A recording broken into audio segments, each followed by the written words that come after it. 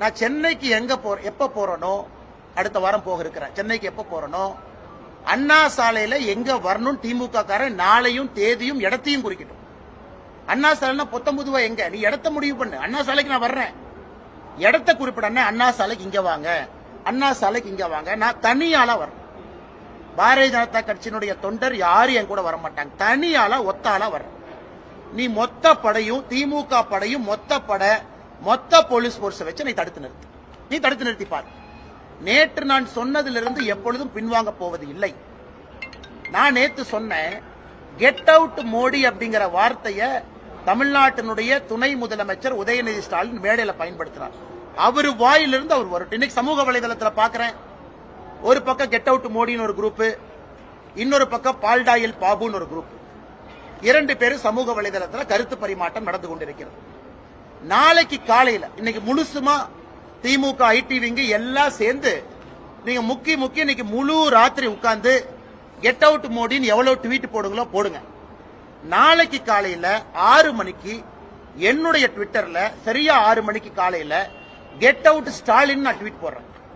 எவ்வளவு ட்வீட் அது போகுதுன்னு பார்க்கலாம். நான் சவால் விடுறேன், மொத்த திமுக ஐடி விங்க்கு சவால் விடுறேன். உனக்கு 24 மணி நேரம் நான் டைம் கொடுத்துட்டேன். நேற்று நைட் நீ ஆரம்பிச்ச, நாளைக்கு காலையில 6 மணி வரைக்கும் உனக்கு டைம் கொடுக்குறேன். அரசு இயந்திரம் எல்லாத்தையும் பயன்படுத்தி கெட் அவுட் மோடின்னு எவ்வளவு ட்வீட் போட முடியுமோ போட்டுக்க. நாளைக்கு காலையில 6 மணிக்கு நான் ஆரம்பிக்கிறேன். என்னுடைய முகநூல்ல இருந்து கெட் அவுட் ஸ்டாலின், தமிழ்நாட்டிலிருந்து ஸ்டாலின் வெளியே போ. ஆட்சி செய்ய தெரியல, சட்டம் ஒழுங்க பாதுகாக்க முடியல, எங்கள் வீட்டில் இருக்கக்கூடிய குழந்தைகளுக்கு பாதுகாப்பு இல்ல, தரமான எந்த ஒரு வசதியும் இல்ல. அதனால ஸ்டாலின் அவர்களே, நீங்களும் தமிழ்நாட்டை விட்டு வெளியேறுங்கன்னு நாளைக்கு காலையில 6 மணிக்கு என்னுடைய முகநூல்ல கெட் அவுட் ஸ்டாலின் ஆரம்பிக்கிறேன். இன்னைக்கு நீங்க எவ்வளவு ட்வீட் போட்டீங்களோ மொத்தமா குறிப்பெடுத்து கணக்கெடுத்து எழுதி வச்சுக்கங்க. நாளைக்கு 6 மணியிலிருந்து பிஜேபியினுடைய காலம். நாங்க எவ்வளவு போடுறோம் குறிப்பெடுத்து கணக்கு பாடு. நீ போடுற ட்வீட்டுக்கும் பாரதிய ஜனதா கட்சியினுடைய தொண்டர்கள் பொதுமக்கள் போடுற ட்வீட்டுக்கும் எவ்வளவு வித்தியாசம் இருக்கு. நாளானைக்கு காலையில் இந்த பஞ்சாயத்தை முடிவு கொண்டு வரலாம். இன்னைக்கு ஒரு நாள் உனக்கு கொடுத்துட்டேன், திமுக காரங்களுக்கு கொடுத்தாச்சு, எவ்வளவு வேணுமோ போட்டுக்க. நாளைக்கு எங்களோட நாள் காலையில 6 மணிக்கு நான் ஆரம்பிக்கிறேன் கெட் அவுட் ஸ்டாலின். நீ முழு இந்தியாவும் சேர்ந்து எங்களை விட அதிகமா நீ ட்வீட் போட்டு காமிச்சு சவால் விடுறேன். ஏன்னா நம்முடைய அரசியல் இப்படித்தாங்க இருக்கும், யாரையும் பயந்தலாம் இல்ல. அதே போல அண்ணன் கேட்ட கேள்வி, அண்ணா நகர் 26ஆம் தேதிக்கு மேல திரும்ப தமிழ்நாட்டில் இருக்கேன். கும்பமேளா போயிட்டு வந்து நேரத்தை இடத்தை அண்ணா சாலையில இங்க வந்து காட்டுன்னு சொல்லு. 19 அண்ணா சாலையில என்ன வர முடிய வர்றேன், இடத்த சொல்லு. ஒரே ஆள் வர்றேன், எல்லாம் தடுத்து நிறுத்து. அதனால உதயநிதி ஸ்டாலின் அவர்களுக்கு அவருடைய பாணியில தான் இனி பதில். மரியாதை கொடுத்தா மரியாதை இல்லை என்றால் என்னுடைய வாயிலிருந்து உதயநிதி ஸ்டாலின் சம்பந்தப்பட்டமாக வரக்கூடிய வார்த்தையில மரியாதை இருக்காது. தமிழகத்திலிருந்து போன விளையாட்டு கூட ட்ரெயின்ல இடவசதி இல்லாம அவர்களை வெளியேற்றப்பட்டதா உதயநிதி ஸ்டாலின் குற்றச்சாட்டு வச்சிருக்காரு. அவர்களுக்கு விமானத்து மூலியமா மாற்று ஏற்பாடு செஞ்சிருக்கிறதா அவர் தெரிவிச்சிருக்காரு. அண்ணே, கும்பமேளாக்கு தமிழ்நாட்டினுடைய மக்கள் தொகை மொத்தமா 8.5 கோடி.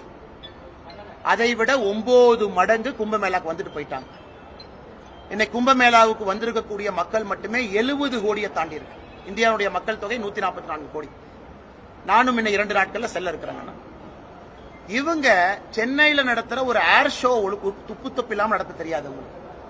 10,000 பேர் சேர்ந்த அந்த இடத்தை நடத்த தெரியாத திராவிட முன்னேற்ற கழகம் 70 கோடி பேர் சேரக்கூடிய கும்பமேளாவை நம்முடைய பாரதிய ஜனதா கட்சியினுடைய ஆட்சி ஐயா முதலமைச்சர் யோகி ஆதித்யநாத் அவர்கள் நடத்தி காட்டிட்டு இருக்கிறாங்க. அதனால இப்படியே நீங்க பேசிட்டு தெரியுங்க. தமிழ்நாட்டு மக்கள் தொகையை விட 9 மடங்கு, ஒரு மாநிலத்தை விட 9 மடங்கு மக்கள் ஒரு இடத்துல சேர்றாங்க. அதை அங்கே ஒரு முதலமைச்சர் நிர்வாகம் செய்து காட்டிக் கொண்டிருக்கின்றார். இப்படியே பேசுங்க, இப்படியே பேசுங்க. 70 கோடி பேர் ஒரு இடத்துக்கு போகும் பொழுது ட்ரெயின்ல போறாங்க, பிளைட்ல போறாங்க, பஸ்ல போறாங்க, கார்ல போறாங்க. அத்தனை பேர்த்துக்கு உலகத்தினுடைய சரித்திரத்துல எங்கேயும் 70 கோடி பேர் உலகத்தினுடைய சரித்திரத்துல சேர்ந்ததில்லை. மெக்கா சவுதி அரேபியா 2 கோடி, திருப்பதி ஒரு வருஷம் ஃபுல்லா 3 கோடி, ஒரு வருஷம் ஃபுல்லா திருப்பதி 3 கோடிங்க. ஒரு இடத்துல ஒரு மாசத்துல 70 கோடி பேர்னா சாதாரண நம்பரா? அதனால இப்படியே பொய்யை சொல்லி உதயநிதி ஸ்டாலின் அவர் பேசிக்கிட்டு இருக்கட்டும். மக்களுக்கு உண்மை தெரியும், அவர்கள் பார்த்துக் கொண்டிருக்கின்றார். பாதகம் செய்பவரை கண்டால் நாம் பயம் கொள்ளலாகாது பாப்பா. மோதி மிதித்து விடு பாப்பா, அவர் முகத்தில் உமிழ்ந்து விடு பாப்பா. அண்மை செய்திகளை உடனுக்குடன் தெரிந்து கொள்ள இணைந்திருங்கள் எம் நாடு தொலைக்காட்சியுடன்.